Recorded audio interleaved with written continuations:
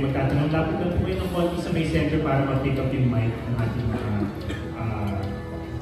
ating tech, ng ating receivers. Okay, our next member of the media is Richard Paglisawan of Time Hearted.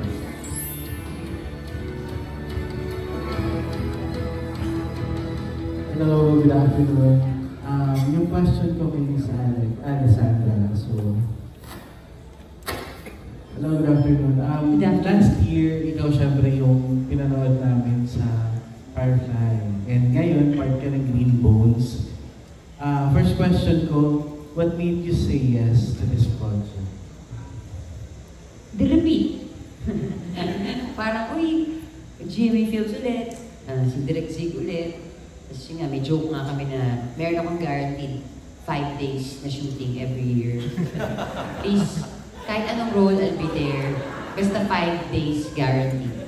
And of course, syempre, maayos naman yung role. Okay na. Nakasentro yung script, of course, kay Dennis at saka kay Ruru. At wala namang problema mag-support sa kanila kasi pareho magagaling na artista. And of course, ayaw na mag-iwala ni Zig. And ito ba, anong kaibahan mo sa role mo from last year sa bago mong role? Ano yung naging parang challenge sa'yo? Challenge? Parang wala naman. Ayaw na huwag na natin palalimin to. Okay. Barkada ako dito ni Dennis. Barkada na, ano ba yung backstory natin? Hindi naman mo napag-usapan, pero parang magkaibigang adik na may something. Tayo ba? Hindi ko nabasa yung script. Okay. Kami pala yung... Mali. Okay. So, ganon. So, basta I'm there.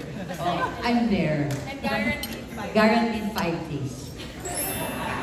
And eto, ang haba na ng pinagtawahan nyo ni Direk Sid. So, marami ka ng masasabi about him, especially yung tatak na when it comes sa filmmaking. So, ano na lang yung nakita mong tatak ni Direk Sid dito sa pelikula to, and paano namin yung makikita as viewers?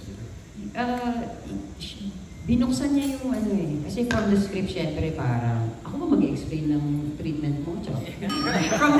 from the script, parang kulungan siya, di ba? Medyo nakaka-suffocate yun. So knowing Zig, hindi papayag, parang nag-create siya ng sariling mundo. Isang kulungan na nasa gitna ng isang isla, in the middle of nowhere, parang gano'n. Yun yung nakita ko kaya Zig Dulay na ito. Miss Alex. Thank you so much. Thank you. Thank you so much. And I have a question for Royce. Pakwento lang about your role here sa PDL, and did you find it challenging ba para sa iyo?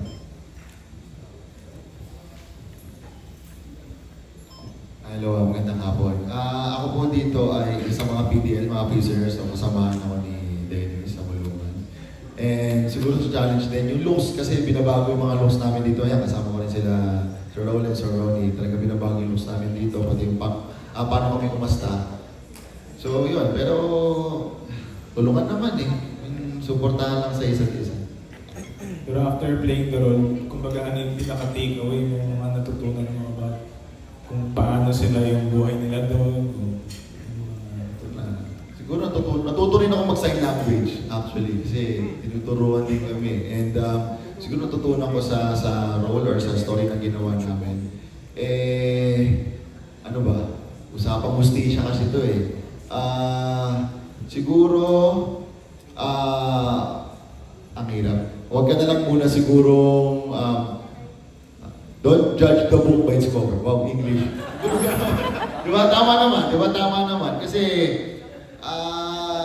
hindi natin alam, hindi natin nakikita yung tunay na istorya ng isang tao. So hanggang maaari, huwag natin siyang husgahan. Alamin natin yung pinakatotoo. Hukayin natin yung pinakailalim ng istorya ng pinanggagalingan ng tao bago natin siya husgahan. At saka mo masabi kung mabuti o masama siyang tao. So sa tingin mo, deserve nila ng second chance or second look ng mga PDLs? Ako para sa akin, yes. Kasi tao lang tayo nakakaramdam tayo ng iba't ibang emosyon. Depende sa galit, lungkot, saya na nararamdaman natin. So, kung ipapakita naman ng tao na deserving sa second chance, bakit hindi? Okay, salamat. Thank you. All right. Don't judge the book. Next is Miss Kate Adahar. May questions for Wendell. Nabalitaan naman parang bad guy yung role mo dito. Gaano kasama yung pagka-bad guy? Good afternoon to everyone. Paano ba? Siguro masasabi ko talagang yung pagiging bad guy kasi siguro masasabi ko maraming klase yung pagiging masama ng isang tao. Sa nakita ko dito sa character ni Cruz, play the role of Cruz dito. Sa tingin ko yung pagiging bad guy niya because of his greediness. Greed siya masyado siyang maraming gustong punit sa buhay niya. That's why he will do whatever it takes para makuha yung gusto niya. So siguro doon din mapapanood ng mga manonood natin, kapwa natin na yun yung parang lesson naman doon sa character niya. Because of our desires, pwede tayong mapasama pag too much. So pwedeng kahit may mapahama ka ng tao para lang makuha mo yung gusto mo, mangyayari ang So yun ganon siya kasama dito. And alam ko na kapag naipalabas ito, marami din makaka-appreciate na in a way dito sa character na to, pwede palang dapat hindi lang. No? Pwede palang, may aral dito sa pagiging masama. Hindi lang siya masasabi kung ginawa lang siyang masama para maging kontrabida lang ng dalawang or ng mga cast dito ng characters dito. Merong pinanggalingan bakit naging masama yung role ni Cruz po. Kumusta naman yung working relationship na natin? Lahat kami actually, mga nangatrabaho na po sila halos lahat, no? At sila po si Dennis, no? Si Siguro ba, first time na yata, no? Pero lagi ko naman siya nakita sa GMA. Most of the year, nakatrabaho na si Royce. Ngayon lang, pero mga nasa isang network na kami. Kaya parang talagang hindi na kami nag-adjust ng ano dito. No?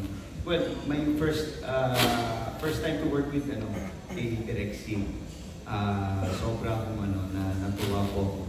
And I feel so blessed to be a part of this masasabi kong comeback ng lahat. No? Sabi nga ni Sir Ricky na nabuhay ulit yung industriya talaga ng So, isa kong karangalan na napasama ulit ako dito. And at the same time, na nakasama ko yung mga dati ko natin nakasama na magkakaroon ng dahilan para maging mabuhay ulit ang industriya. And regarding sa relasyon ko sa kanila, masaya po ako at nagpapasalamat ako. Siyempre, unang-una kay Lord because naging maganda naman po so far ang naging relasyon namin ng bawat isa. Natapos namin ito ng maayos kahit po lahat kami may mga schedules at nagtulungan po kami. And I feel so respected and loved dito sa aming cast. At nagpapasalamat po ako sa kanila. Hindi lang po sa mga cast namin, hindi naman po mabubuo ang isang magandang pelikula nang wala rin po from the production team itself, from the creative teams, from yung mga nasa likod ng camera, sila Ma'am Ange, siya po Nessa, na nagtiwala po sa amin, Sir Ricky, at ang aming mga cameramen, the whole team itself. Maraming salamat. Thank you. Thank you, Wendell.